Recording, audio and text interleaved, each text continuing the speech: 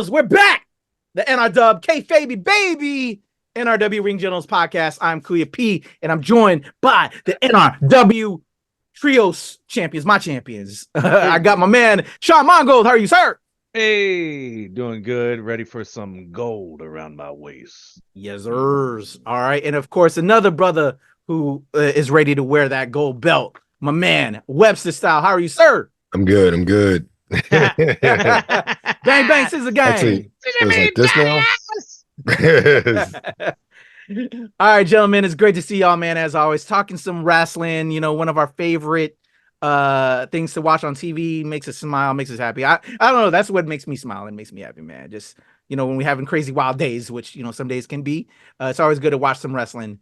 And we had an elimination chamber since we last talked, and we gave our picks. I want to, talk on that real quick before we get to AEW's big promotion, and there's some other news that we'll get into. But just a favorite moment from each of y'all, and a least favorite moment from Elimination Chamber. Sean Mongo, why don't you kick us off? Favorite moment, and then give me your least favorite moment from Elimination Chamber. This is hard. My favorite moment. I don't know, man. Was it predictable? Of course. I'm pretty sure we predicted all of it. Did we? I think we did. Nothing out of the ordinary happened. Yeah, I think we called the whole thing. Maybe not how it happened. I think we called everything. Yeah. I remember correctly. The chamber, the winners, the Elimination Chamber winners, the other matches, no titles changed. The only difference is that the only weird thing was that Cody came out and kind of called out The Rock. And I think that was kind of my high for it, you know what I mean? But also it was kind of intermixed with like this weird Austin Theory doing this weird super heel thing when his buddy Grayson Waller is from Australia, like just doing the cheap heat, like Australia is weird, but yeah, that was strange. Heel buddy is like super Australian, and now he is like sitting in the back. So I don't know if like Grayson Waller's doing a face turn because he, sat there and watched Austin Theory get fucking smacked down by fucking Cody and Seth and getting fucking curb stomped, So that was kind of my high outside of Austin Theory doing the Rock imitations. It was just, the one thing could have been like, it was funny, but then he just kept going. It was like beating a dead horse. Like, all right, bro. Like the first, like, it doesn't matter what you think. I was like, oh, okay, cool. And then he just kept going and going and going. I'm like, okay, like this is weird. Like, and you kind of almost expected The Rock to be there because he did say, like, never know. Like, Rock makes magic happen. Yeah, and he kind of did that weird thing. It felt... And then he didn't show up, so it was just like, right. Well, that's disappointing. And like this, I don't know, man. Like, this didn't feel like we kind of talked about this early on when we were thinking of the plans of like The Rock, when The Rock was coming out, and like how they're should and maybe want to start making more pay-per-views more meaningful, so like not like, you know what I mean? Like everyone's always looking for WrestleMania. Like the idea was maybe they're going to start trying to like hype up other PPVs. Yeah. And this did not do it. This did the opposite. This seemed like a throwaway, like, oh, we're in Australia to be on Australia. Oi, mate. Yeah. Crikey, we're here and we're throwing a wrestling match, eh? And, the kangaroo kick, it would have been great for MJF to come out and do the kangaroo kick, but he didn't, right? So it's just, I don't know. It was weird. Least favorite, I hate saying it, it was the Elimination Chamber matches. Like, at least a tag team match between, fucking, what are they called? Fucking Pete Dunne and they had a weird name too. Yeah. I meant to ask y'all about that too. What do y'all think of that name? Like this pincer order, or like the new tax order or some shit like that. I don't know. It's something ridiculous. It's something weird. Yeah. But like, I love them two together. They're amazing in the ring. I love the little vignettes they've been, filming in the back. It was an amazing match. We knew they weren't going to win. Judgment Day is going to take the belts into WrestleMania. But yeah, the two matches, man, it's just, the women's match was lackluster. It wasn't one of their best. You know, we talked through text, but like Naomi looked kind of off. You know, like the standout stars, in my opinion, were Bianca and Tiffy, and I hate saying that. And also, that crowd was very racist. Yeah, it was bad. Like they were just chanting. It was noticeable. They only wanted Tiffy. They only wanted Tiffy because she's the white woman with blonde hair with a body. Like they did not really give Bianca her flowers. They didn't give Naomi the cheers. Like every single time anything happened against Tiffy, it was just boo, boo, boo, boo, boo. And also, I'm sorry, I can't still Liv, dog. I've read things and people are like, Liv like really stood out. I'm like, really? I'm like, she did the same kind of like code breaker-esque move the entire match. It was a backbreaker, which is a code breaker from the back, a code breaker, which is from the front, a code breaker, and then like a sit down leg drop, which was pretty cool off the pod on Raquel, I think it was. And I was like, oh, that's pretty cool. But then like Tiffy and Becky were on top of the pod chasing Liv, and then like they had like a weird, awkward moment where they're on the pod not knowing what to do. And I was just like, this just seems so discombobulated. And I want to chalk it up to time change. Like the weather was probably really bad. You know, I heard it was like over 100 degrees. Plus you're inside like the plexiglass pod. It's hot as fuck. Raquel's face, like everyone's face was just like broken out from the humidity. Like I want to chalk it up to that, you know, because even the men's match, it just wasn't hitting, you know. Yeah. And they, you know, obviously Drew won, but like I fell asleep during the men's match. Like I couldn't even watch it. I had to like catch the recaps, and like they didn't really set up the LA Knight and Logan Paul thing. Yeah. They kind of set up Logan Paul and Randy, and now it's LA Knight and AJ. So that probably means that LA Knight's not getting a title shot at WrestleMania. And it's just like, bro, like y'all are missing the ball here. You're missing the opportunity to push this guy. And he's going to like, it's going to diminish, and you're going to miss your chance. For what? Because you want to give Randy another shot at the belt, and I'm all for it. I love Randy, but my man was looking rough in that ring when I was like the stuff that I caught, and I don't know if it was, you know, I don't know if it was kayfabe or if it was real, you know. So it's kind of hard. That was the men's elimination chamber to me was the hardest match of the night. Yeah. It was terrible. Yeah. But those are my, like I said, ups and downs. Ups, tag team and the Cody segment outside of Austin Theory.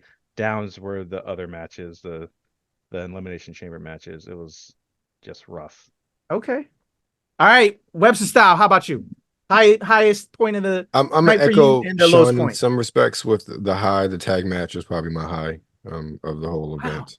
Okay. I will say I was surprised at how much I enjoyed the Rhea and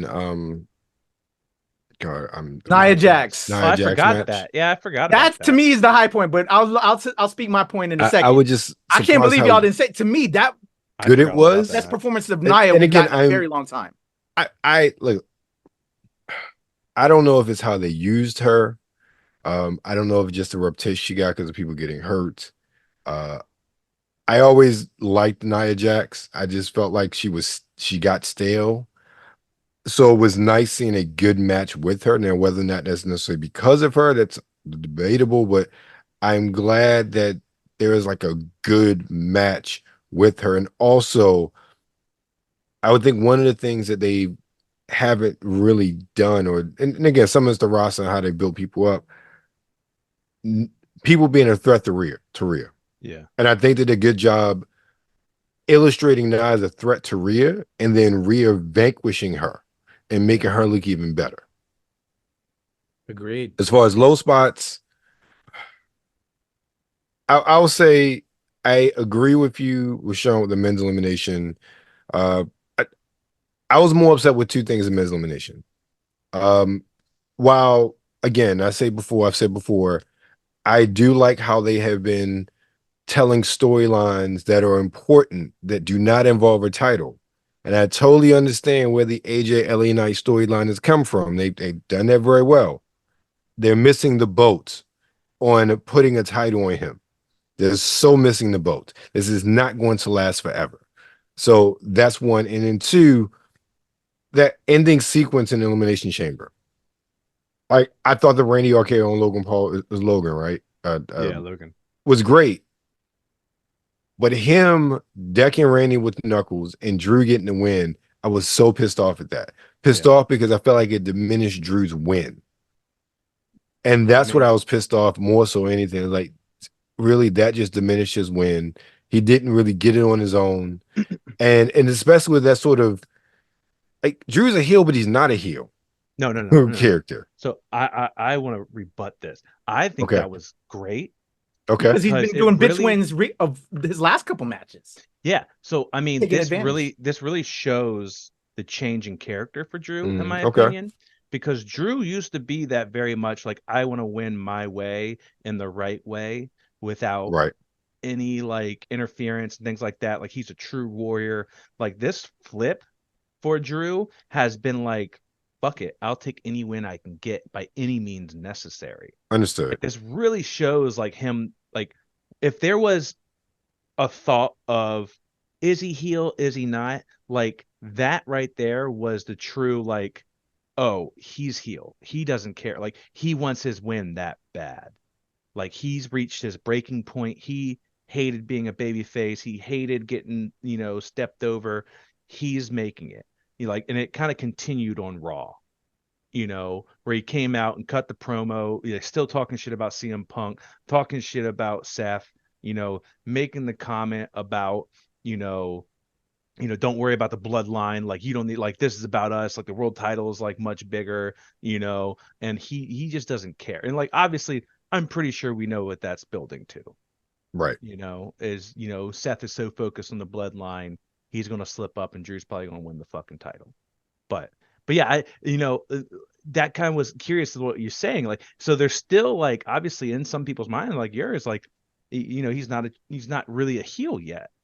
But in my, like, I think that, like, if that didn't sway you, that he's a heel, like, I think how he wins, I'm pretty sure he's going to win at WrestleMania, is going to cement him as like a sadistic heel, in my opinion. Agreed. Understood. Yeah.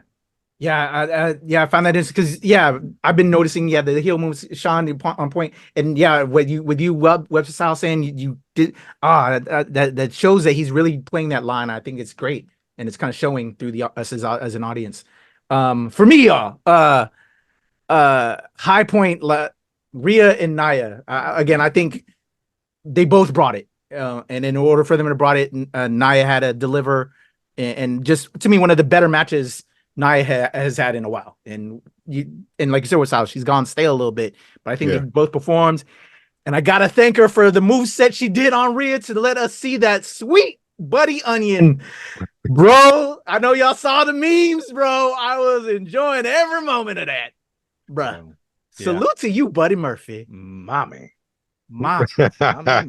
That's perfect. Yeah, I was really enjoying that match, brother. I forgot all about that match, but that was definitely a high point too. Like, even though I hate Nia, it definitely was one of her better matches. Yes. So like like kudos to her. Like, like people start to grow on you, and I think Nia is one of them. I mean, still hate her, like, she's a heel. Like, you're supposed to want to hate her, but like, I'm like disliking her now for a heel outside of just like being Nia. Right. Yeah. So what was your down point? Well, so high point definitely was that match. I love that Rhea was able to perform in front of her crowd, family there, just a lot of good moments there, as a human being, and seeing her perform, come back. That was beautiful. Elimination Chamber match, while we could definitely, as we communicated, Tiffany killed it. Shout out to Stratton. She is a bona fide superstar in the making. Really enjoyed the spots that she got. It was sad to see Naomi had some spots here and there. Some of it was clunky, like you and I communicated, Sean. But it was good to see her back, and she's in the swing of things. But you could tell the crowd just wasn't popping like it should have been. Bianca had some moments. Sad to see that. So I thought there were some cool moments. I definitely think the women's chamber was the better of the two chambers, but both disappointing chambers that we've had in recent years. Another high point, Gotta say, even though the men's elimination championship was terrible, I gotta give Paul. Fuck, what's Logan his Paul. first? Jake Logan. Paul, right? No, Logan. Logan Paul. Okay. When he was making the little into the glass and then taking the marker, heel shit to the max. Yeah, he's enjoying this shit. I appreciate that. You know what I'm saying? That shit was dope. And then when KO did that little Roy did it, Kurt Angle shit, banging his head against the shit. When Jake, come on, bro. Yeah, KO that was cool. Delivering. Yeah. So those are just some cool moments there. Those are highlights for me. But the low point had to be the men's elimination chamber. And they wanted to do spots with Randy. We love Randy, but I don't know, again, like you were saying, Sean, whether it's kayfabe or not, that brother hurt, and you could tell that they probably had to do things on the fly. Yeah. Which made it such a boring, terrible match. Yeah.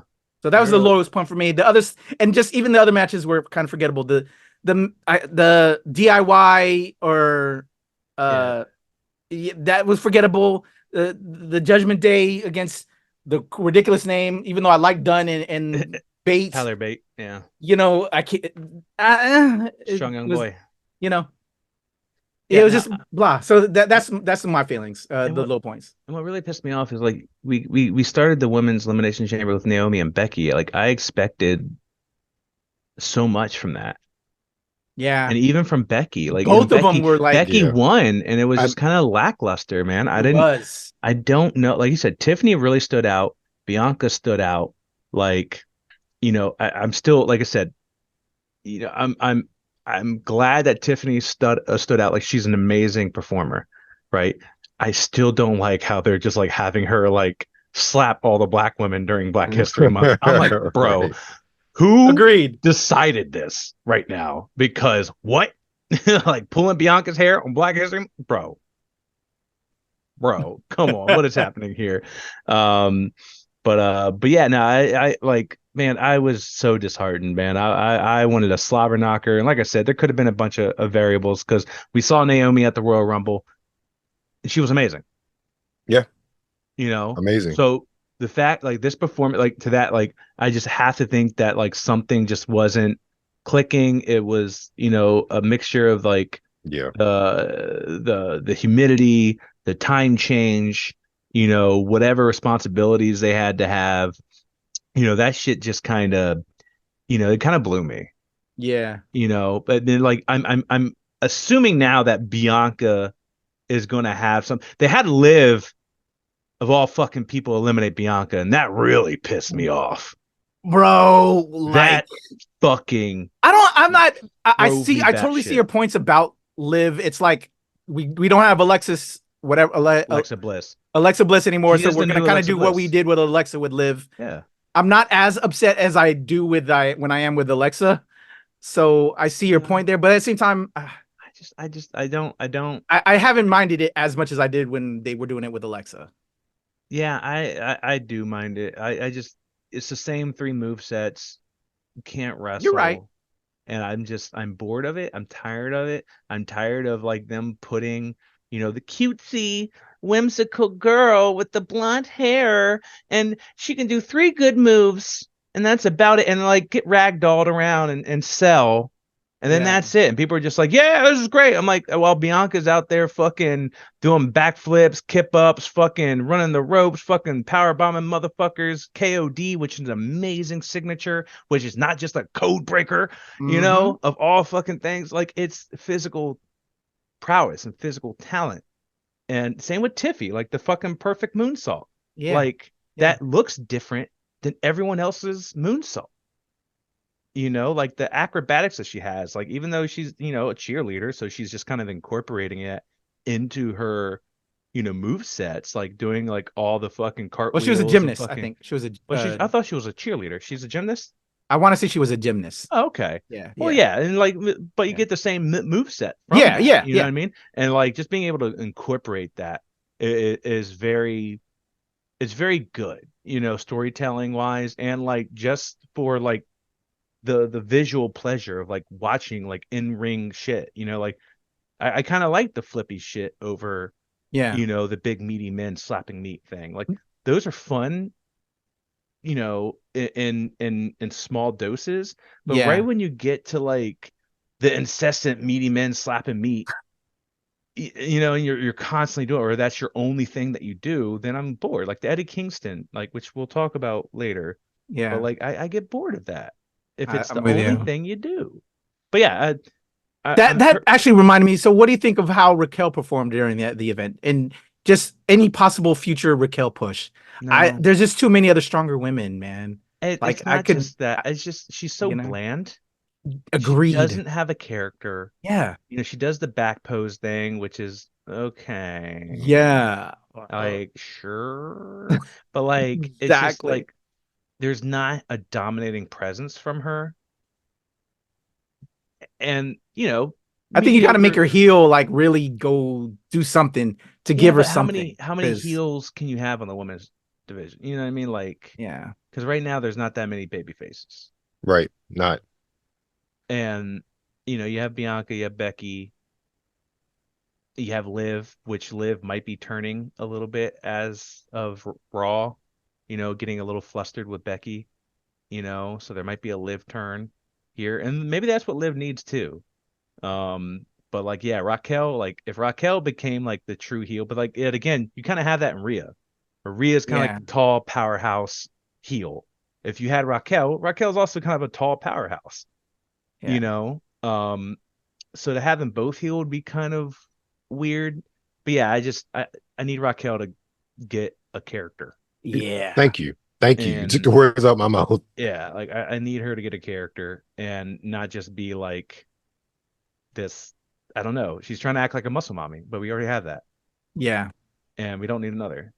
And then you also have Ivy Nile. We've got too many muscle mommies right now. You got Ivy Nile, who's completely jacked, the pit bull. Yeah. Rhea, Bianca. Yeah. Those are muscle mommies. Yeah. And then now we have Jade too. Like Jade, who will be coming out. Like, come on. And like I want Jade. I literally want Jade. Man, I really was hoping Jade was going to come out and like fuck with Nia in that Elimination Chamber match. Like I really wanted that to kind of continue that, because yet again Jade eliminated Nia, but now they're like, and then even on Raw they kind of continued Nia, like Becky confronted Rhea, Nia came out and then attacked, which was weird, attacked Becky and not Rhea because she just lost to Rhea, which was very weird. I was going to think that she would attack Rhea but attack Becky, and then Becky attacks her during her and Liv's match, and then Liv's get mad at Becky. So I don't know what's going to happen at WrestleMania, because we're getting Becky versus Rhea.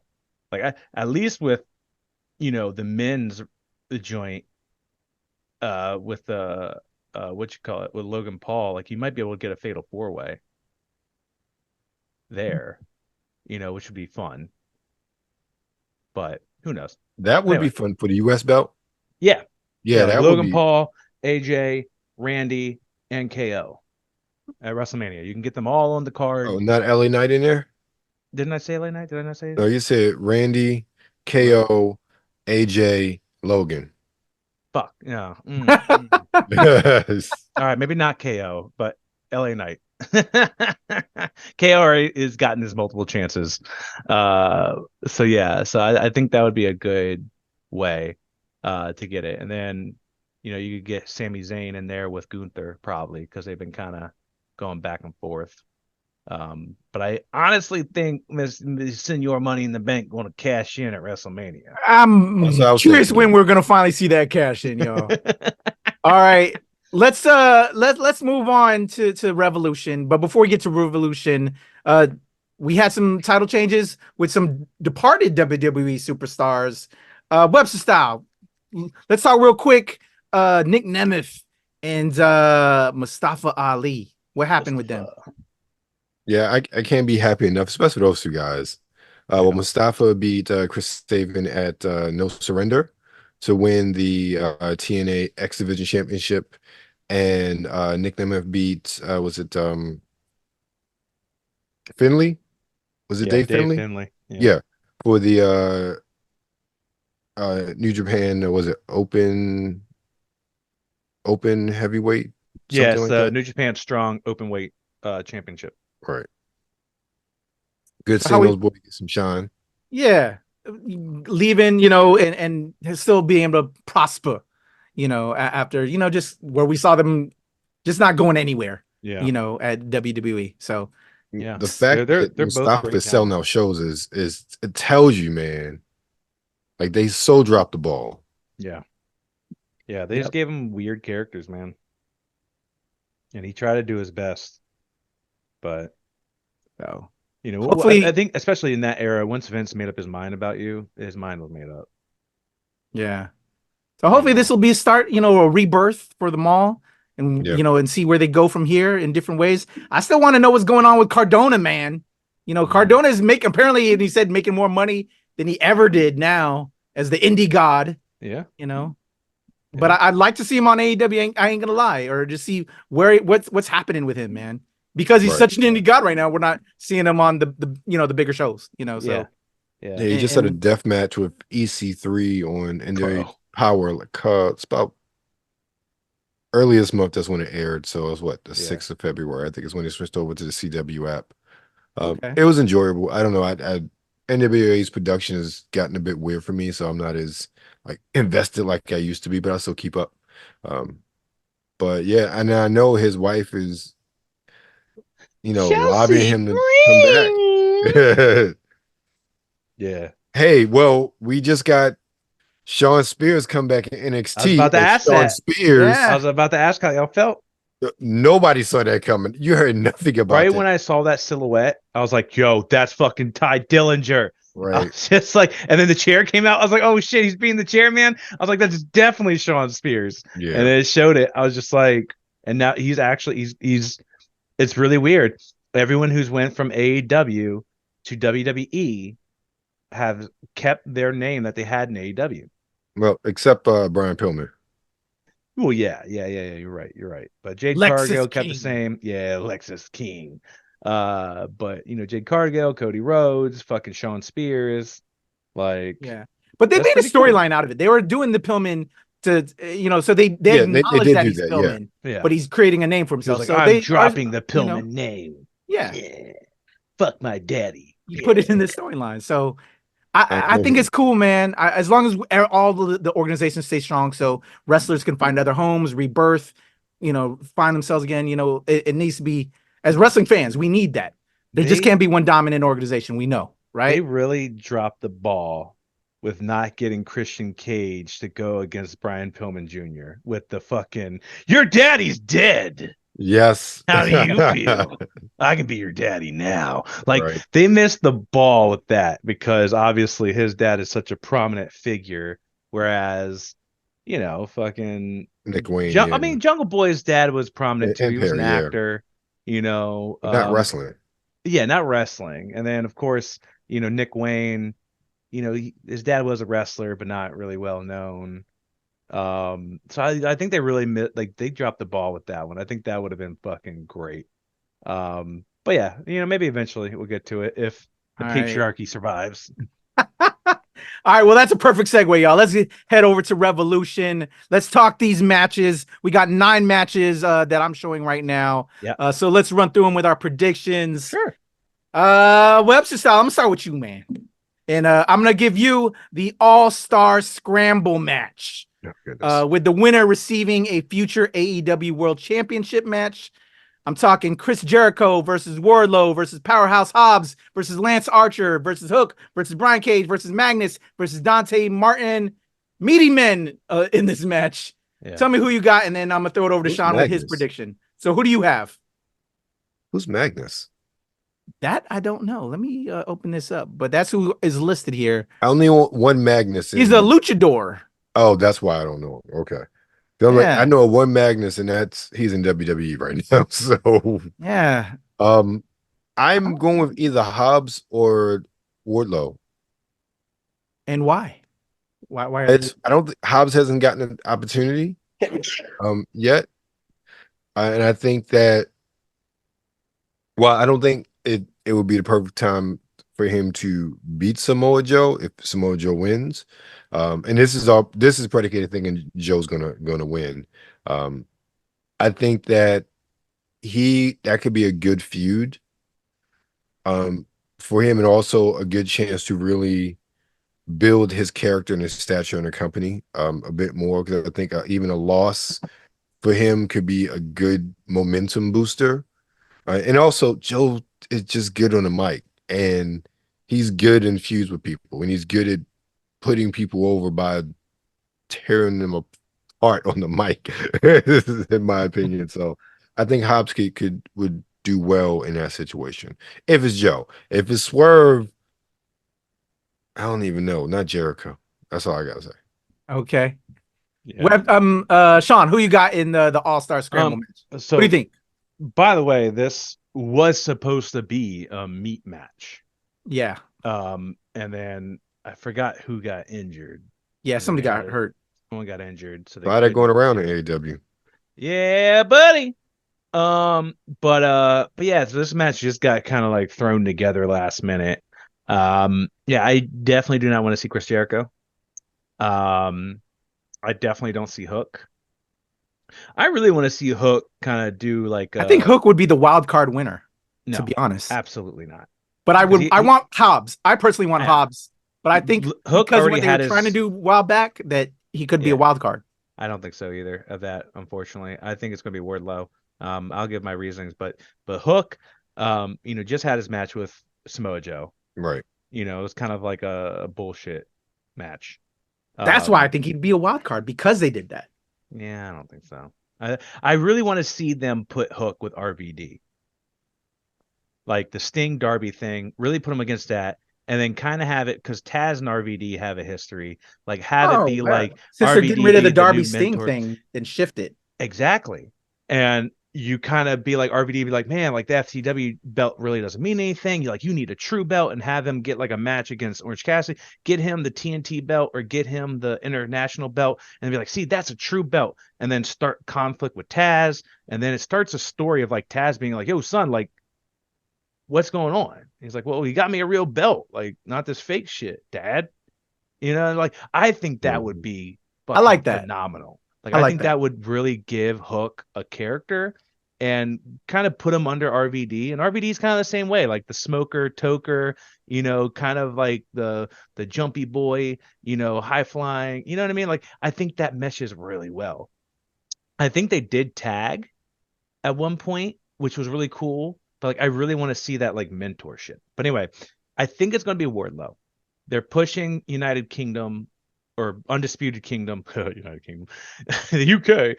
They're pushing UK very hard, because also later on this match we have Roderick Strong going against OC. But Wardlow has been cutting promos, and he's getting drastically better.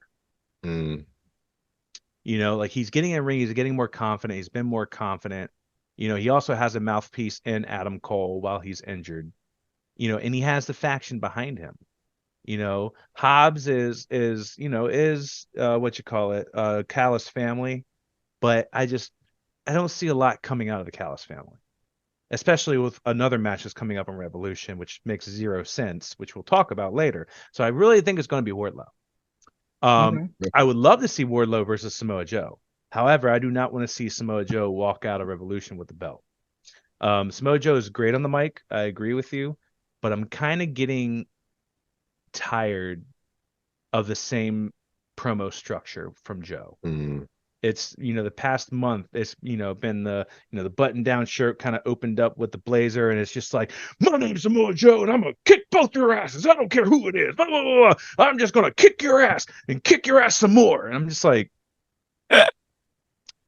okay, but like I really liked this past Dynamite, Swerve kind of like took shots at Joe and be like, yo, when I'm done with you, like you're gonna be back in commentary with a poncho, bro. I was just like, bro, what? And then seeing Joe's face, I was just like, man, put this belt on Swerve, please. If they don't do it at Revolution, he's never going to get that fucking belt. And yet again, just with like LA Knight and WWE, you're going to miss the boat. Like I do not care about Hangman. Like I do not care. Like I love that he's kind of going like true heel. I love the blurred. Save it till we get to that point. Save it till we get to that point. I know. But anyway, yeah, I think Wardlow gets it. All right. I'm gonna say on you now, still, Sean, though, because I'm gonna throw the tag team match FTR, Dax Harwood, Cash Wheeler versus the Blackpool Combat Club, John Moxley and Claudio Castagnoli. Who do you got? I don't care. Like, Man, I'm bored. John, you read my mind. I'm so bored. Like, they've been going at it. Like, this past Dynamite, they kind of just went at it. It was them. It was FTR and fucking, who did they have? They had a singles, Eddie Kingston with them versus the whole BCC. And it seems like they don't give a shit about FTR anymore since CM Punk left, and they just keep putting them with like random singles competitors to go against trios, which makes zero sense. So I kind of think BCC walks away with it because they have no investment in FTR now, and I'm kind of bored of it, and honestly, like BCC needs their flowers. Like they keep losing shit. Like they lost that War Game shit. Like they need some kind of momentum.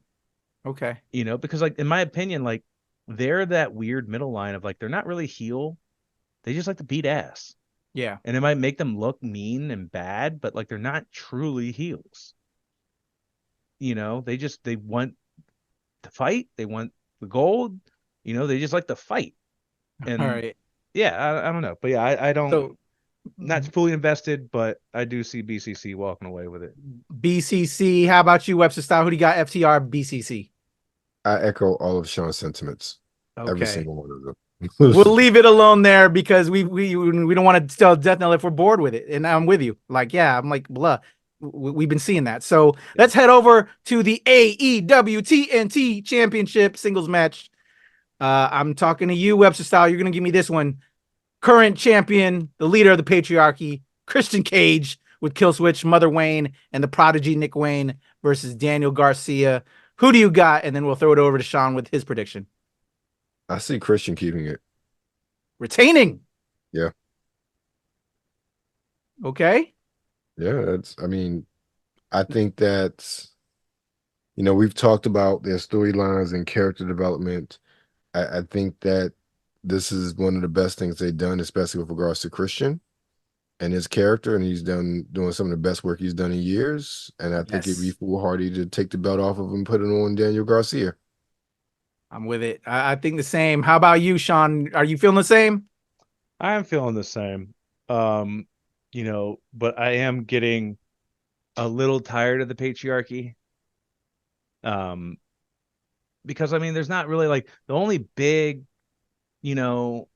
adversary to them was Adam Copeland, Edge. And I don't know what they did. Like, he had the Cope Open, and that's when he fought Daniel Garcia, and that's when Daniel Garcia kind of started getting involved with Christian, and that feud started, but the feud kind of doesn't really make sense. And, and Daniel Garcia is one of those people where it's like he's a really young competitor, but like he's really good and very entertaining for his age. But you kind of have like all these titles, just like with WWE, you kind of have them tied to people within other story, like, in other aspects of how you want them to lose the belts. Right. So when you have matches like this, it's kind of predictable. Yeah. And especially since he has the patriarchy behind him, unless, Edge comes out and saves him, which could be a thing. And they could continue that, like having Edge and Daniel Garcia teaming up against Nick Wayne and fucking Christian, which would kind of be cool. But also it's very random. You know what I mean?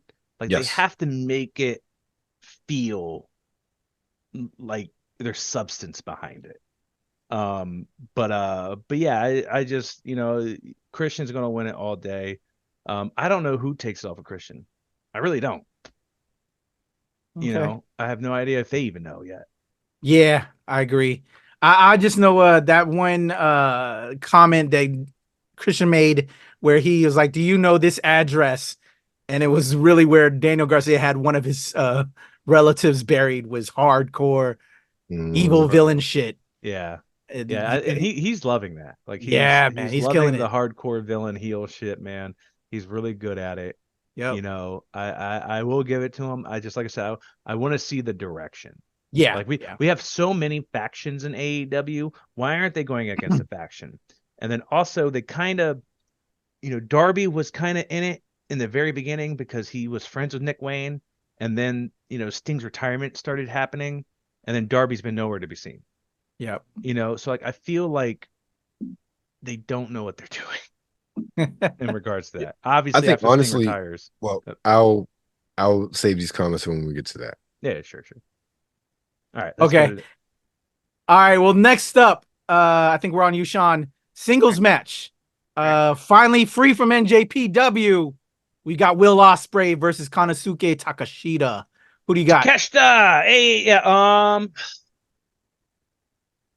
This is yet again another match where I'm just like, why are we having this match? Question mark. Isn't Will Ospreay a part of Callis family? Question mark. And they kind of touched on that a little bit last night on Dynamite, but not really. It was kind of like, welcome back, your family. This is going to be weird, but you're still family. And it's just like, cool. Thanks. I don't know, why are they fighting? Like, you still haven't explained why they're fighting. So obviously Will is going to leave the Callis family and probably be a huge baby face. And probably team up with Chris Jericho, which is annoying. But I would like them to give Takeshita the win, because Ospreay has won against so many prolific people in AEW, and I don't think he's lost in AEW in a singles match. So I would like to see Takeshita, and I think they give it to him to really, obviously not a clean win. He's going to have the Callis family out there. Don Callis is probably going to fucking interrupt with the screwdriver or whatever the fuck, but I see Takeshita winning, and I think that will kind of help produce Will Ospreay into like this baby face, where he has to like overcome the whole Callis family, and he might recruit Chris Jericho, who he also beat at All In at Wembley, because both of them hate Don Callis. And then it's going to be Takeshita and Will Hobbs versus Will Ospreay and fucking Chris Jericho at like the next pay-per-view or some shit. All right. So that's how I see it happening. Okay. Do you agree, Webster? Who do you got? I can see it happening. I agree with Sean though. One, the match makes no sense. Two, I don't see Ospreay losing, because this is no disrespect to Ospreay. TK clearly has a hard on for Ospreay, and I don't see him losing. But Takeshita should be the one to win this match.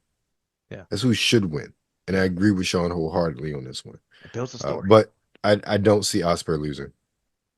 Yeah, gotcha. And it is. Let me say this: it is perfectly fine for TK to have a hard on for Will Ospreay.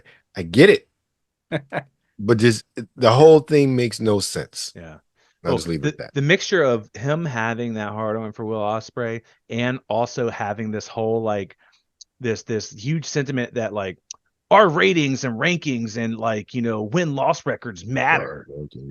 That is, I think, going to be the downfall. It's like, no, like, but you can tell a story and have this great amazing wrestler babyface that you want to be a babyface. You can have them lose and make them the underdog without making them look weak. You know what I mean? So it's just like, yep. I hope he eventually sees that. And like AEW now has an actual creative writer. Yes, yeah, I saw that. From the WWE, the old girl from WWE. So I'm hoping that TK is taking a step back from that, especially with the amount of people that are going to start coming to the company in the next month. Yes. So, and we will talk about that later. But all right, how do you feel? What do you feel about Ospreay? With this one, I could go either way. I don't know enough about NJPW. I've been learning more because of my girl, who we'll talk about later as well. But yeah, I could go either way. I know very little on them both. Been getting familiar through AEW and their performances. Yeah, I could go either way. I liked what I've seen on both of them. So, but I do know that TK has a hard on for Will Ospreay. So, I think definitely some shenanigans are going to happen, and the resulting winner of that is going to incur. It's not going to be a straight win. So, I think it's on you, right, Webster Style? Yeah, the next one. Okay. Yeah. Eddie Kingston, Webster Style, our current champion, versus Bryan Danielson for the Continental Crown Championship. And if Danielson loses, he has to shake Kingston's hand. Will that go down? Who do you got? I want Daniel to win because I want that belt off of Kingston. Not that I don't like Eddie. I love Eddie Kingston. I just feel as though if they brought this title up, they need to do something with it. And I think having it on Bryan Danielson will they have a lot more story there and can do a lot more things with it, especially with Eddie still having an RH world title, as well as I forget the NJP title he has as well. Let him focus on RH and defend that title. Okay. That's my opinion on it. It's his Continental Crown Championship because he has the AEW Continental, the ROH World Championship, and JPW. Is it he loses all three, or does he just lose one of them? I don't understand I think that. he loses all three. If it's the Triple Crown. Okay. If it's a Triple Crown. Oh, it's for the Triple Crown, not just the Continental. I thought so. I thought it was the whole thing. It says Continental Crown Championship, and in parentheses, AEW Continental Championship, ROH World Championship, and the NJP Strong Openweight Championship, because he holds all three. Oh, then I don't know. Then I still want Bryan Danielson to win, but that kind of changes my rationale. But I don't know. That's just I don't know. I'll go with Bryan Danielson still, but okay, that's weird to me. Yeah, it's interesting. How about you, Sean? Who do you got on this one, man? I could go either way. I like them both, to be honest. The thing is, I'm bored of Eddie. I'm going to say it. I'm bored of it. I love, obviously his promo is on a different level. He's really over. People love chanting Eddie's name. He's the everyman's man out there with some sweatpants and Timbs and just slapping motherfuckers. And I liked it for a time. That time is over. I'm bored of it. And that kind of gives me back to what I was saying earlier with the meaty men.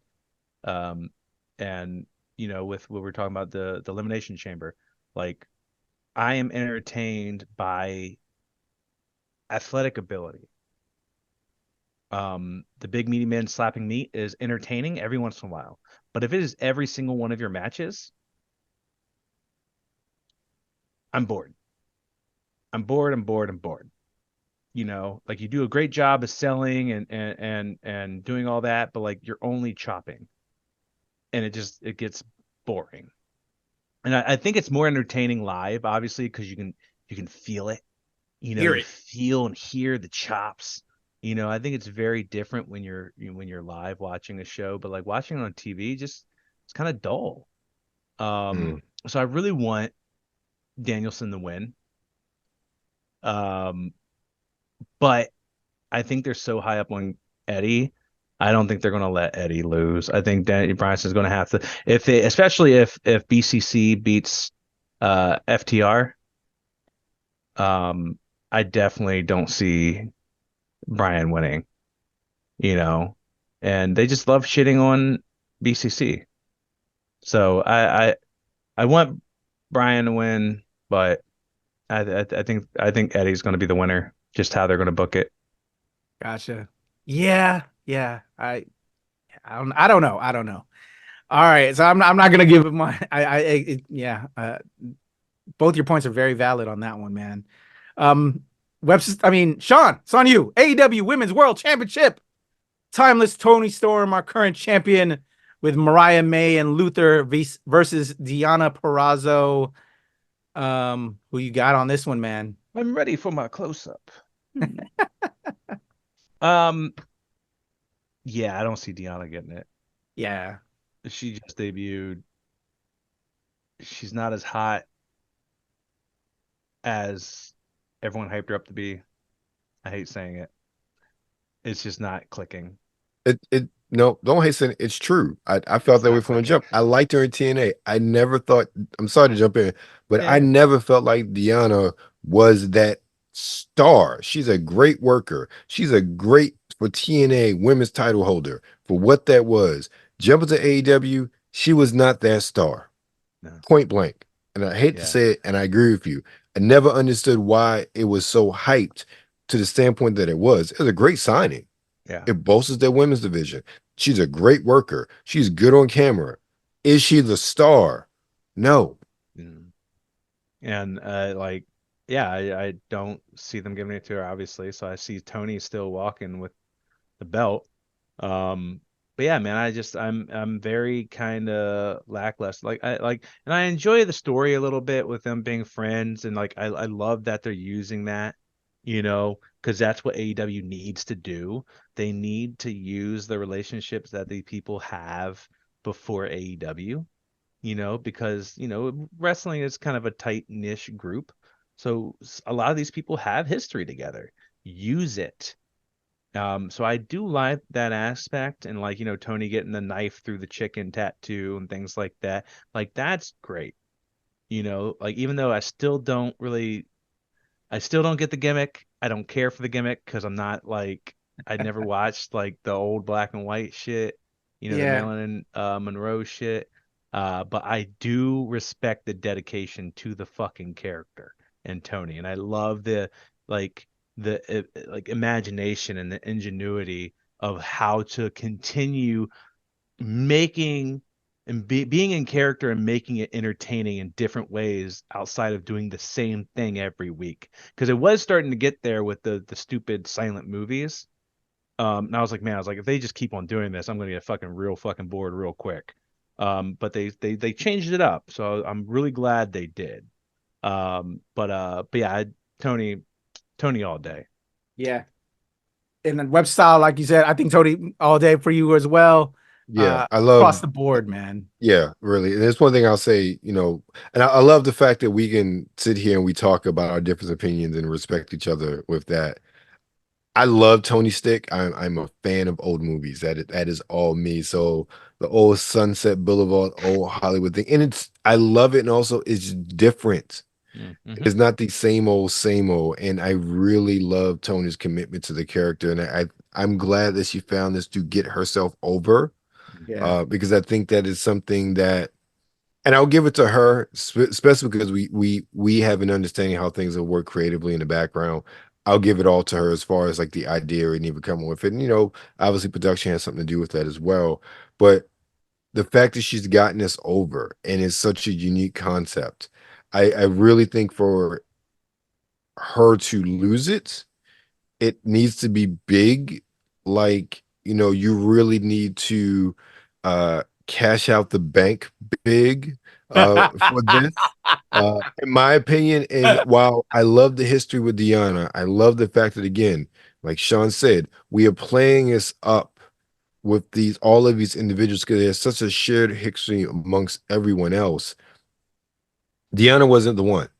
She wasn't the one. And again, build her up some more in AEW.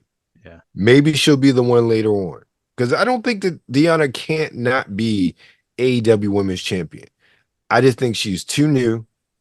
The way they pushed her, it was almost like, oh, this is the new fresh thing. Let's give her a shot, which is something they do all the time, whether it is the TBS title or the Women's Championship. It's something they've constantly done when they brought people in, new women in, I should say, specifically.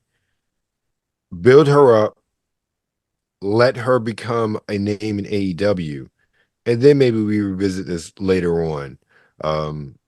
But yeah, it's Tony all day with this one. Yep. Yeah, I agree completely, and I'm with Webster Style as well, Sean.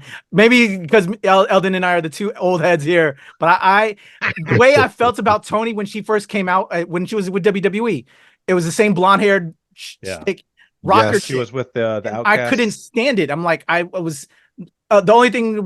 She's got the butt, and she's from Australia, girl. But the Australia girl was Rhea all day. Like, nah, I wasn't feeling her. But when she did this whole, and then when she came into AEW, still wasn't feeling her with Saraya and Ruby. I forgot my other girl's name. Ruby. Yeah, it was again stale, blonde haired girl, white girl shit. And now this Timeless, best character. I'm all about Tony now. I was never a fan of her before. With this Timeless shit on point, but it will be we'll be taking a check out that bank very soon. Yeah. I hope. But anyway, yeah, Tony all day on that one. So let's head over. It's on you. I think. Who am I on? I'm forgetting. Sean. We're talking too much. Sean. All right, man. You got the AEW International Championship. Our current champion, Orange Cassidy, versus Roderick Strong, with Matt Taven and Mike Bennett in his corner. What do you got? Man, this is rough. I love me some Orange Cassidy, man. But I am a little tired of him having the belt. Yeah, it gets boring. I think it needs to jump. You know, he's a workhorse. He's proved himself.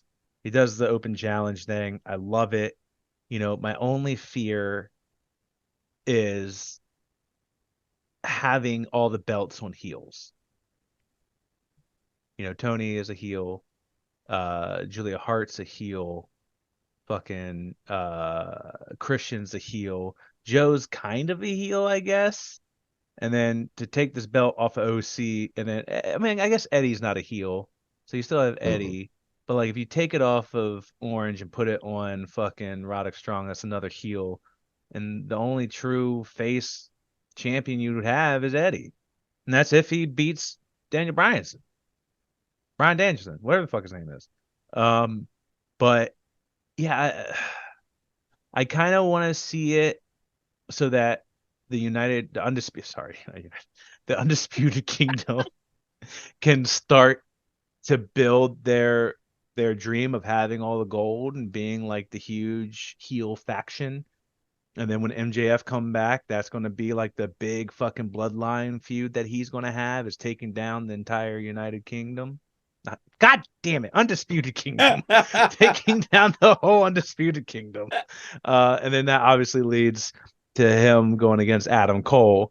So I really want to see them be built up for MJF's return. So I do think that's going to be how they book it.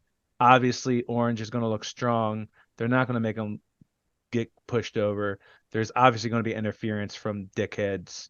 Taven and Mike Bennett, whatever the fuck their names are. So yeah, I love OC. I do want to see a switch up, you know, and then have him go against Christian, you know, like have him go for a different belt, or have him just that would be a good idea. Kind of just have good matches, because that's what Orange Cassidy does. He has some really good and entertaining matches, and he doesn't really need the belt anymore, in my opinion, for that open challenge thing. Like, he has established, he's been there since day one. He's established himself as an amazing talent, as a staple in AEW. Like, you know, you let other people have title runs and title shots for the next year, you know? Yep. Agreed. All right, Webstyle, do you echo Sean's sentiments? Pretty much. I mean, I've never been a big fan of Orange Cassidy. I do, respect him and what he's done. But I agree with Sean. I think it's tired. The stick is tired in this respect with regards to this championship. So I really think Roddy should get it. I think the work that he's done over the past year or so, definitely he's earned and shown that we know Roddy can carry a title. But I just think that as far as the company's concerned, I think he's earned to get this title. And I think that it does. The storyline is there, much like Sean, alluded to with the Kingdom, or the Undisputed Kingdom. And it definitely, Roddy's been really, really just good throughout the whole storyline with this formation of Undisputed Kingdom. He's just been on point, and I think it'll be good to put the title on him to really elevate him, and also the Undisputed Kingdom and the storylines going on there. Agreed. I'm with you. Yeah, makes perfect sense for storyline-wise. So I am all that in a bag of chips with Roderick Strong. All right, this one I think is very predictable. Before we get to our last match, it's on you, Webster Style. It is the retirement match for the Tornado Tag Team match for the AEW World Tag Team Championship. Sting and Darby Allin, the current champions, versus the Young Bucks. Come on now, retirement match is right there. It just, we all know wrestling. It makes sense. But Webster Style, what's happening? Sting is going out on his back. My issue with this is, okay, Sting's going to lose, but it's going to be to the Young Bucks. That's my issue. That's my biggest issue with that. It's the Young Bucks. I understand, but as a fan, I'm like, oh, God, this is Sting's retirement match. It is so lackluster, and it hurts me as a As an old wrestling fan, bro, it don't make sense to me. No, it's not what I want. It does not. But I will say this. Okay. I think it'll be entertaining. We already saw Ric Flair is going to be involved in some way, especially after this week's Dynamite. He's going to stick his nose in or something, which is appropriate considering all things. However, this is what I think should happen. Darby needs to go away for a while after this. Yes. Darby needs to go away. Like, have Darby go on vacation, have him just not be there. So when he comes back, it means something. Yeah. Because I think that, you talk about, not you, but they talk about being one of the 4 pillars. Make Darby important again. And that should be a good slogan. Well, make him important again. Make him that Hellraiser, coffin dropping dude that we saw when he first started, and even the relevance he had when Sting first came. Give him a position where he is now able to stand on his own. He has been under the mentorship of Sting for the past couple of years, and have him come back and just be a Hellraiser. You can't do that, in my opinion, unless after this match he goes and disappears for a while. I hate to talk about the E, but the E has done a very good job of having people go away, and be gone, and for when them to come back, you are actually excited to see them after seeing them constantly over and over again on TV, and then they go away and it's like, oh, yo, so and so's back. Oh, snap! And while they haven't always done a great job of capitalizing on that buzz once they get back, that's something they've done very well in the past 2 years. I think that AEW, specifically with Darby, if they want to elevate him, he needs to go away for a while and then come back. Because remember, you don't really realize how much you love something until it's gone for a while and you miss them. And allow the fans to miss him and what he brings to the product. If he's so important, do that. Then bring him back, insert him into something, and then really boost him if that's what they want to do. But I think it could be overall, I'm disappointed that this is the match, Sting's retirement match. I'm so disappointed. Yeah. That just from a context of, these are the people, this is the match, this is what we've gotten to. He's this old. And again, no disrespect to Sting as well as being old, but I know that that has something to do with why it is. It's not like a one-on-one slobber knocker. Final match with somebody is a tornado tag team match with the Young Bucks and Darby Allin, and this is his last match ever. And then you have, again, I love TNA. They put out this whole thing. They have so much history with everybody. They put out this whole 2-hour history of Sting video a day or so ago on YouTube. I'm like, I love it. I go to see that. Think about it.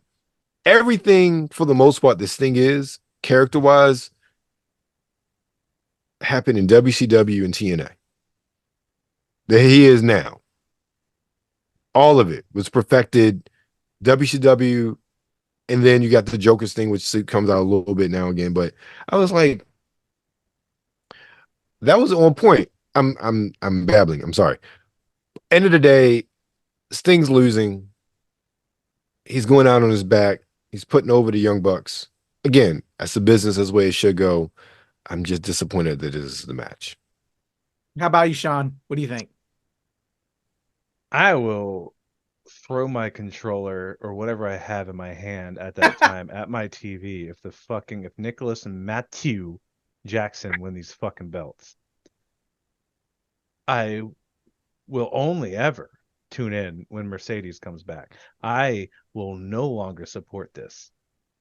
I will no longer talk about AEW, goddammit. I do not understand it either. I do not know why this is a retirement match for him. It makes zero fucking sense. There's no history with the Young Bucks. Oh, it's so random. It's so fucking random. And I honestly, I don't see them making them lose. Here's what I see happens. Rick comes out and does one of two things. If he does, it seems weird to have him betray Sting on a retirement match, because then there's no redemption for Sting against the heel.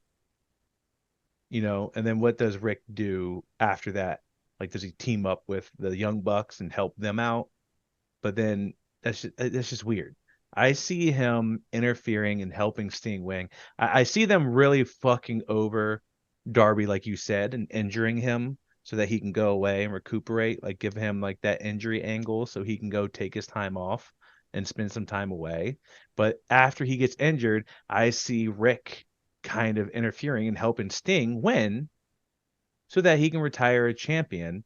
And then that puts the tag team belts in a position where you can have another fucking tournament and find a new winner. Because I do not see the upside in the Bucks getting the belt. I don't. I think this gimmick is corny. It's whack. It's literally, they brought BTE to the fucking network, to the main TV stage. It's so stupid. It makes zero sense. Like, it's just corny.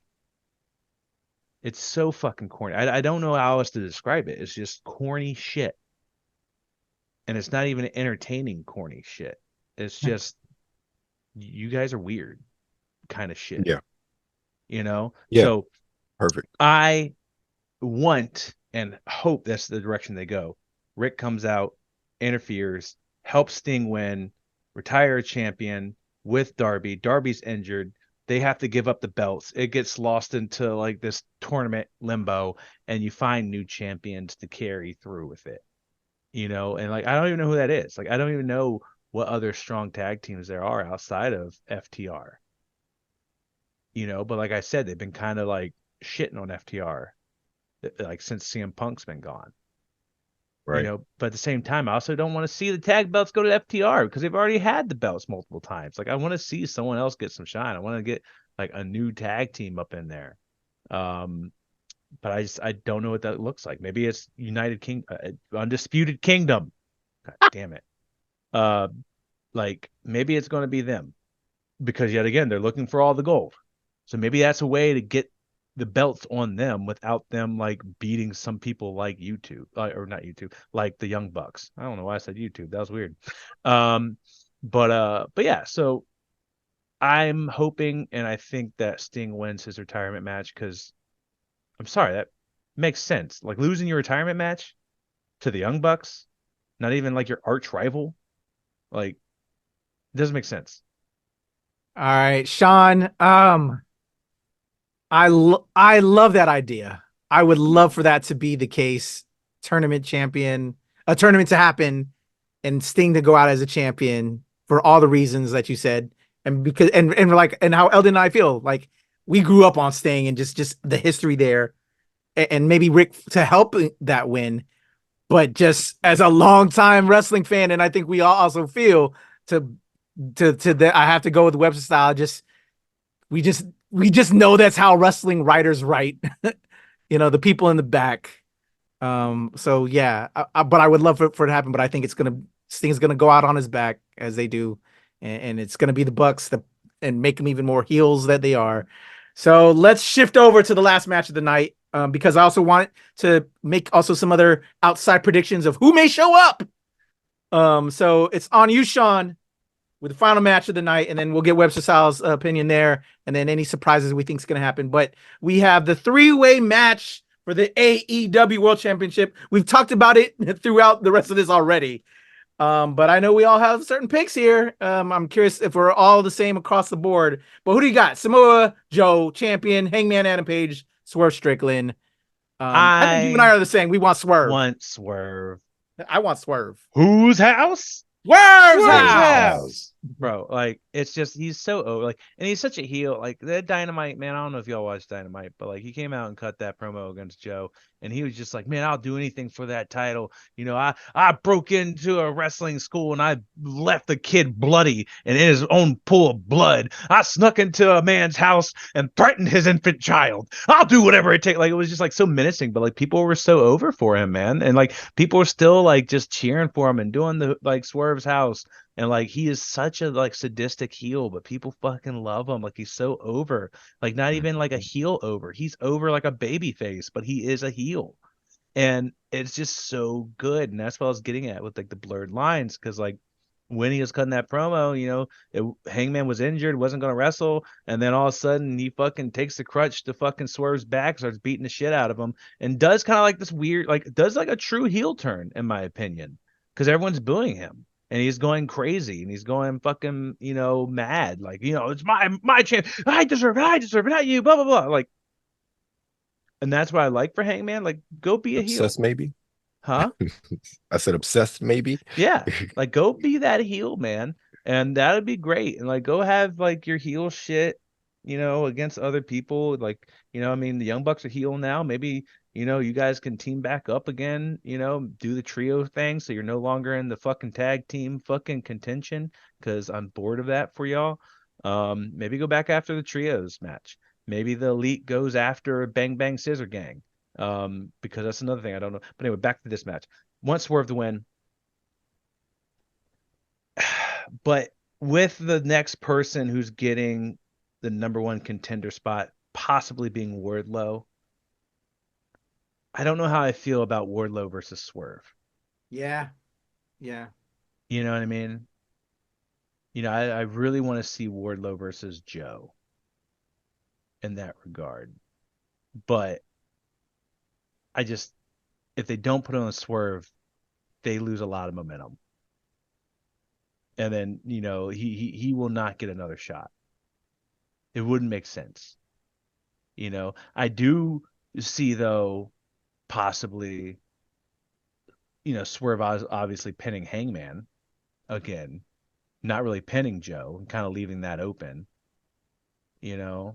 so like when Wardlow wins the number one contender spot, maybe Joe sneaks his way back in, and it's a 3-way between Wardlow, Joe, and Swerve, and then Wardlow pins either one of them. I don't know who. Like, I see that working if they wanted to go that route. But like, yeah, if they do not put that belt on Swerve, they drop the ball fucking big fucking time. So I want it to be Swerve, and then hopefully bring Joe back into the fold with the Wardlow shit afterwards.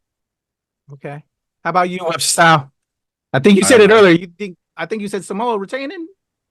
I feel like that's the way. I want Swerve to win. I think this is the time to put it on Swerve.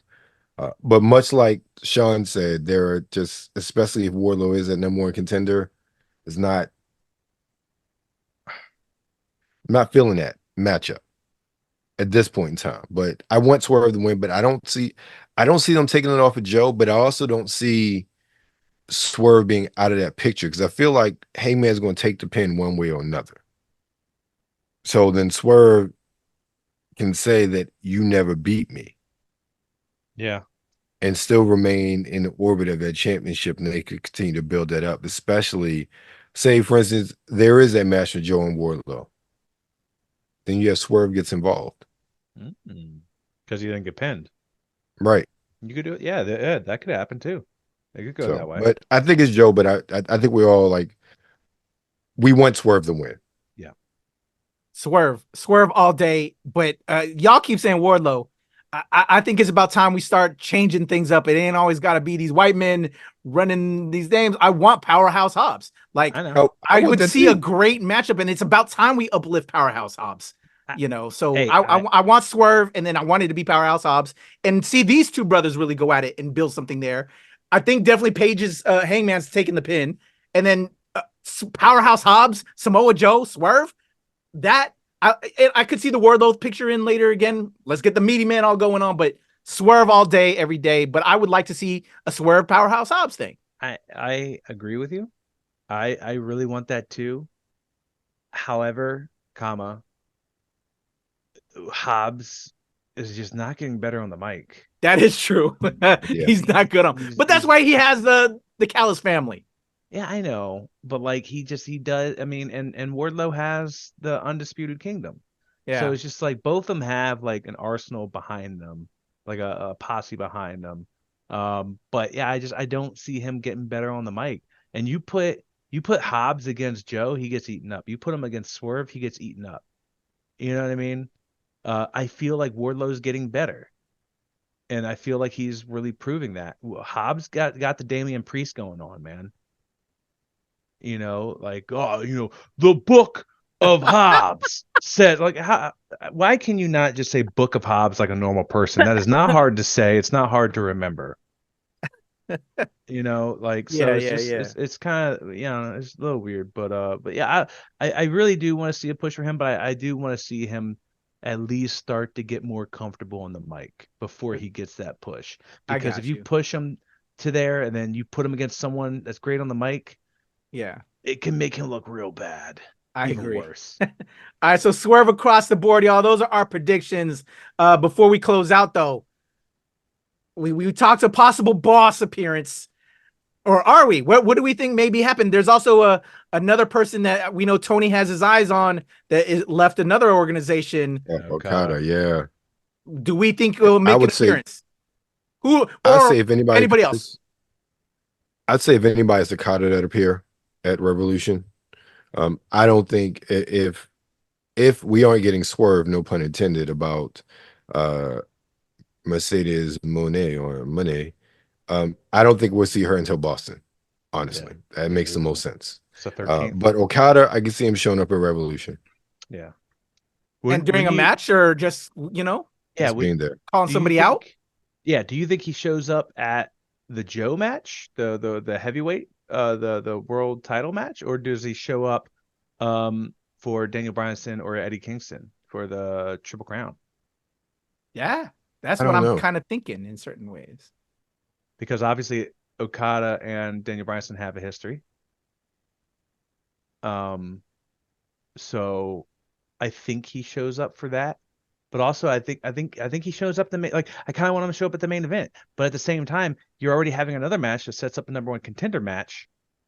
So it kind of doesn't make any, you know what I mean? So it's just kind of weird. So it's just like, I wonder what direction they're going to go. But I definitely, like you said, I definitely see him showing up at Revolution and not Mercedes. Okay. Any other surprises you think we'll see, or do you think this is pretty straightforward on this? I think it's pretty straightforward. Yeah. I have a question. What is considered AEW, say, WrestleMania level pay-per-view? All In. Okay, so that was the one that was in Wembley? Yeah, and it'll continue to be in Wembley. Because I'm just thinking, like what the bill for that, and that was in June, so we got to wait before we start building for that. Okay. Yeah. All In is that. I think a close second would probably be Double or Nothing, or Full Gear. Would be a close second for their maybe their SummerSlam. Full Gear is their SummerSlam. Full Gear or Double or Nothing. It's kind of a toss up, in my opinion, because those have kind of been around since the beginning. Yeah. So I don't. I'm going to be, and I know they're adding another one, Dynasty, that just got announced as well, because they just trademarked it. So they're looking to do 9 pay-per-views a year now, with 3 extra being in ROH. So it's 12 in total. So it's going to be interesting. Yeah. And we talked about it before, where it's just I think once this starts happening, in March, where all these people start coming back, Will Ospreay's back, you're going to have Okada coming in, you're going to have Mercedes coming in, don't forget, we've kind of been missing Britt Baker. She's been gone for a year, and that's exactly she's got to come back. And I want the Britt Baker Sasha Banks joint, bro. The DMD versus the CEO. Yes. Hell yes. The next match. That is the huge match. I don't know how you get there with the belt, but that is the match. And then you also have Jamie Hayter, who's been missing out. You still have Hikaru Shida. You have so many things. It's a stacked division. They've kind of been harping only on Toni Storm versus Deonna Purrazzo, and the TBS championship has been Julia Hart, Sky Blue, and Willow and Chris Statlander. So they kind of been letting all the other women kind of sit in the trenches until Mercedes comes to shake the shit up, in my opinion. So I'm curious to see how things get shaken up. Yeah. You know what I mean? So I'm very, very I'm going to be very invested in that Dynamite in Boston. Very invested. So I am very optimistic. I mean, like I said, Revolution, I'm kind of mid on. We'll see what happens. I don't think we're going to be surprised. Yeah. I think it's going to be very cookie cutter, very predictable, like Elimination Chamber.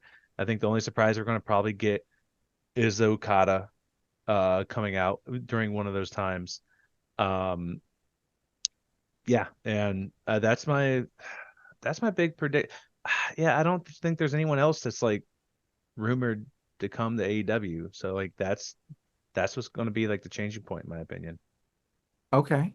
And hopefully Kenny does get healthy soon again and come back. You know, obviously Kenny versus Okada would be amazing in AEW.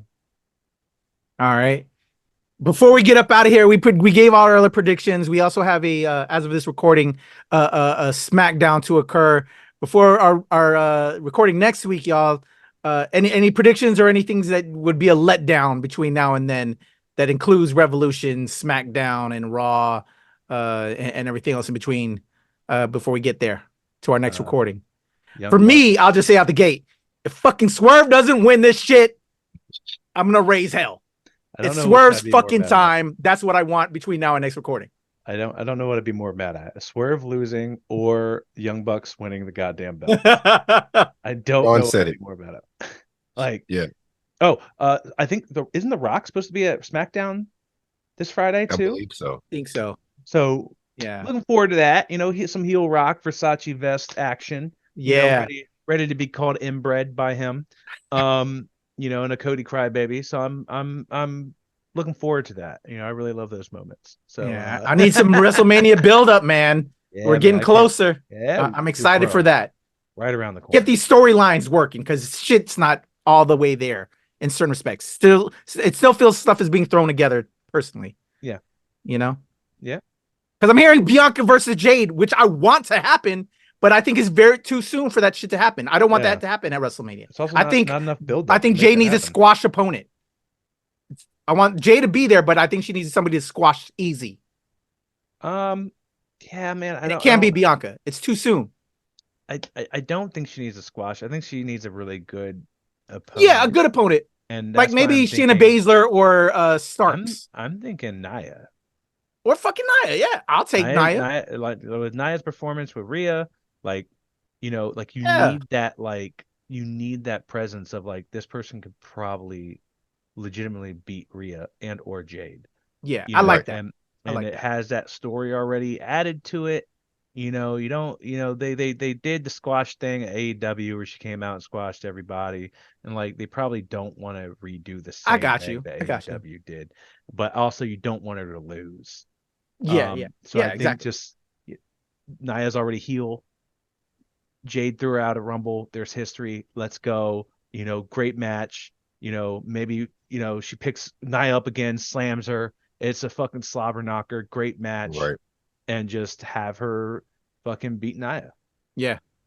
You know, so I think that would be great. But I mean, yet again, we also might get the possibility that they just kind of sit on Jade for even longer. Sucks, but it's very well. I don't think we'll see Jade until WrestleMania, honestly. Until WrestleMania or after? Well, maybe after. Yeah. Yeah, I think that too, unfortunately. But we'll see. All right, guys. Anything else? SmackDown, so she maybe she'll pop up tomorrow. Who knows? I think she needs to make her debut at WrestleMania. I think she needs to have a match, and I like the Nia Jax thing. It's like you're saying, but all right, guys. Any other predictions before we get up out of here? Nope. All right. Well, let's head up out of here. Let them know what we got going on. Webster Style, you killing it over there, Sartillan Geek. You know, rocking it with us with KayFabey, the Checkpoint, Game Bites. My brother does it all, and he got a bunch of interviews coming. I know very soon. What's up, man? What you got? Let's see. This week we dropped an interview with Bella Lexi, so that's out now. And then also the it's not quite movie length version because, but the full version of the full experience from Exotica DC is dropping on Friday. And then got some interviews lined up as well, coming hot and heavy. No pun intended, considering some of the interviewees, but a lot of good stuff coming up soon. Love it, love it. Check out my man Webster Style, and of course, Sean Mongold, DC Brawlesque. You see it right behind him, the Blazing Tassels. What's up, bro? Hey, yeah. So Blazing Tassel, we got our all country themed burlesque show. And mind you, we had this idea before Beyonce announced that she was making a country album. All right, and there's documentation of that shit. But yeah, so we do a monthly show at DC Brow, the longest running brewery in DC. If you've never been to it, it's a great little spot. It's kind of out of DC proper, but it's a fun spot. This show is March 23rd. It's going to be an amazing show. We have amazing performers, burlesquers, singers. We're going to have some vendors. It's going to be so much fun, and we encourage people to dress up. So we're just going to have a giant hoedown. So people get to dress up, wear the cowboy boots, wear the bolo ties. You best believe I'm wearing a motherfucking bolo tie. Maybe some booty shorts, some Daisy Dukes with my cowboy boots. I don't have any. We need a picture of that, man. Bro, it's gonna be great. I might do a sexy nun, like priest, not nun, but like a priest. Maki had like a bunch of these like sexy spirit Halloween like priest outfits with like booty shorts and like mesh. I'm like, man, Lord. I might just do that and be like the priest that's always, or the pastor that's always in the church, and the gunslinger comes in. Oh, please, don't shoot me. But I'm gonna rock the bolo still too, and the cowboy boots. Dude, I love it. You just made me have a thought, man. Like when we eventually start bringing the KayFabeyBaby on the road, we start doing some panels and we start spreading the word of KayFabeyBaby. We need to have like our own theme music as we come out to the panel. Ooh. And we all need to have our own fits, bro. Ooh. That would be like fun. Original music or something. I don't know. We got to come out with some fits. Maybe even do it like a cosplay session where we come out to like one of our favorite things. Because I need the ones in the air when I come out at one point. And I need my own Paul Heyman holding the belts. You gotta do the rock. Hey. The loser. But you know what I'm saying? That would be fun. I think that would be really killer and make it really exciting. I have a friend who might be able to produce something cute. Dude, we gotta talk on that. If y'all want to see KayFabeyBaby at your local show con, hit us up. We want to come out. We want to talk wrestling with y'all and have some fun, man. Yeah. That would be so much fun, bro. Real talk. Wouldn't that be fun? Do a panel talk wrestling with peeps, and then come out as like wrestlers do when we come out. That would be fucking dope. I would have my own intro. I did that shit with my indie match, man. I had a great fucking time. Let's fucking go. Fun. I want an entourage, bro. Like I said, I want my own Paul Heyman. You know what I'm saying? Bro, can we have you watched my match? No, you gotta send it to me, bro. Bro. I don't think I've seen it. We gotta watch it on here. It's gonna be fucking. You know what? Hilarious. Next recording. That's a good idea. Let's do that. Hilarious. Like we did the live WrestleMania press conference. Let's do that one time. Yeah, I would love to do that. I would fucking die. Let's go. Let's do it. All right, y'all. Blazing Tassels coming very soon. My man Webster Style all the time, every week, just like me, bringing you content. We work hard for y'all. It's your boy Kuya P. You know what it is. NRW, y'all. Nerds rule the world. We're out. We gave y'all our predictions. Let's see if it happens. Let's see if it goes down. If Swerve doesn't win, I'm going to riot. Come back to see what happens next week. Your boy Kuya P. Sean Mongold, Webster Style. Oh, we're out of here in a 1, 2, 3. Peace. I almost forgot. You come in my face, I'm gonna fight you. Well, you're not gonna bust a nut anytime we're in the ring. I'm gonna get off by cranking your knob just a little beyond the breaking point. When I get my hands on you, I'm gonna eat your ass like a pot of collard greens, baby. I'm gonna stretch his ass like it's never been stretched before. You can hide behind that commissioner stuff just so long until I jerk a knot in your ass. And if you don't think I'm big enough, then you grab a hold of me, and you'll know that I'm growing, my man. Within your hands, I will get as big as I need to be to do the job on you. The Rock just jerked Helmsley off. There's one part of our bodies that's soft, and it ain't soft all the time, if you catch my meaning. I'm gonna come on you like nobody's ever come on you before. Just you and I getting it on like two men should do. Oh, no, that fits right. Boy, I'm coming hard.